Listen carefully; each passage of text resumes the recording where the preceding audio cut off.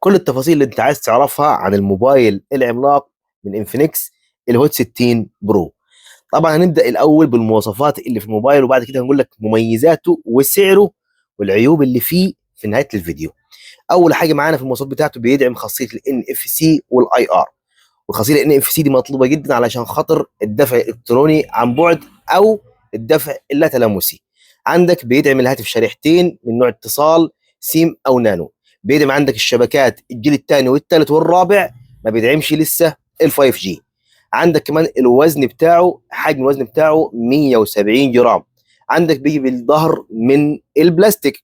عندك هنا مقاومه ضد رذاذ الماء اي بي 64 الشهاده بتاعته. عندك مقاوم للسقوط وصدمات من ارتفاع متر ونص. تعال كمان اقول لك على المواصفات الاساسيه اللي في الموبايل. المعالج هيليو جي 200 تكنولوجيا 6 نانو، بيشغل معاك ببجي 60 فريم مرتاح. وعندك كمان بيجي بمساحات 256 128 مع رامات 8 بلس 8 يعني 16 جيجا رام. وعندك كمان كاميرا خلفيه 50 ميجا بكسل مع كاميرا اماميه 13 ميجا بكسل. بيجي معاك باحدث اندرويد 15، بطاريه 5160 ملي امبير. والبطاريه دي مع المعالج اللي فيه بتاخد معاك اليوم كامل مرتاح في الشغل وانت دماغك مستريحه. تعال اقول لك كمان على مميزاته.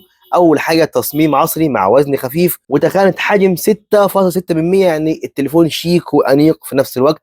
شاشه اموليد مسطحه ممتازه بحواف قليله وسطوع عالي وتردد 144 هرتز. 144 هرتز يعني في السرعه والتنقل صاروخ شغال معك. المعالج هيليو جي 200 يعني اداء ممتاز معك اثناء الاستخدام، ولكن لا يختلف الاداء بتاعه بشكل كبير عن الهيليو جي 100. الاثنين يعتبر قريبين على بعض جدا في الاداء. بطاريته كويسه جدا بتاخد معاك اليوم زي ما انا قلت لك، وكمان مستشعر بصمه بالشاشه، وكمان شغال بشكل سريع، يعني الاستجابه في البصمه ما شاء الله خرافيه. عندك كمان بيدعم كارت ميموري في نفس الوقت مع الشريحتين، مش شريحه وكارت ميموري او العكس. وكمان بيدعم خاصيه ال 3.5 مللي بتاعت السماعات، تقدر توصل عليه سماعه 3.5 مللي تسمع بيها بدل مدخل التايب سي. طيب تعالى يا زعيم نقول لك على العيوب بتاعته بالتفصيل عشان تعرف انت بتشتري ايه بالظبط. اول حاجه معانا هنا العيوب بتاعته. تجربه الكاميرا الخلفيه ليست الافضل ولكنها مقبوله بسعر الهاتف اللي مدفوع فيه. طيب كمان ما فيهوش ميكروفون عازل للضوضاء، ويتم عزل الضوضاء من خلال تقنيه الاي اي الموجوده في الموبايل. والهاتف يعتبر نسخه من هوت 60 برو بلس، ولكن البلس بيتفوق في الكاميرا الخلفيه وشاشه الكيرف افخم وفي وزن اقل. دي العيوب بتاعته، ولكن تسالني عن رايي انا يعتبر مش شايف انه دي يعتبر عيوب، لان كل الموبايلات اللي في السوق فيها عيوب وفيها مميزات.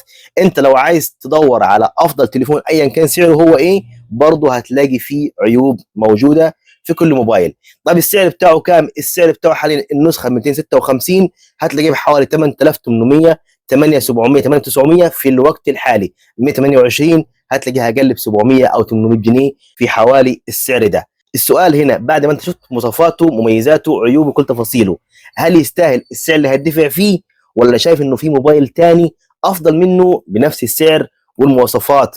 اكتب رايك في التعليقات. لو عايز اي فيديو عن تليفون تاني اكتب لي وابعت لي وهعمل لك حلقه كامله عنه ان شاء الله. تنساش اللايك والشير. تحياتي ليك، بحبك في الله.